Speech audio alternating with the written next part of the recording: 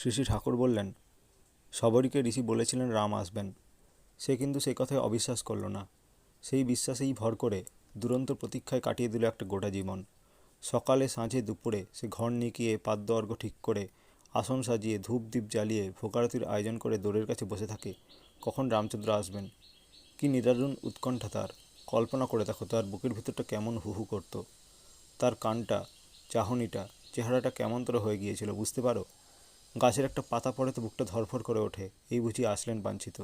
উঠে পড়ে চঞ্চল হয়ে, কখনো রাস্তার পাশে ছুটে যায়। একটি দুটি দিন নয়, দিনের পর দিন, সকাল সন্ধ্যা রাত, সারাটি জীবন, জীবনভর এমনতর কতজনে ঠাট্টা করত, সে কি কথায় কান দেয়? কান দিয়ে তার কী লাভ? ঋষি বলেছেন নবদুর্বাদল শ্যাম রাম আসবেন, সেজন্যই তার বাঁচা। ঋষির কথা কি কখনো মিথ্যা হতে পারে? তিনি আসবেনই, আর তার আশার ক্ষণটি চেয়ে তার আমান অস্তিত্ব উদগ্র উন্মুখ হয়ে থাকে।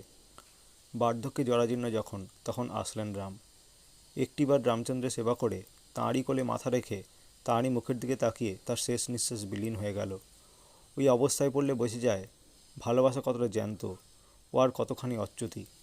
1 ঘন্টার উৎকণ্ঠায় মানুষ কেমন হয়ে যায়, আর সারা জীবন ওইভাবে কাটানো, সে কথা নয়।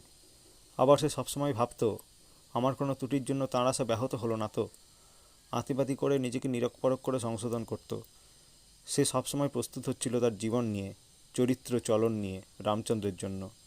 এই জীবন কেমনতর, ভাবলে কেমন লাগে। আমার তার কথা বলতেই বুকের ভিতর কেমন তরতর করে ওঠে। আমার অমন হলে তো কর্ম নিকেশ। দুলালিমা বললেন, তেমন টান হবে কি করে?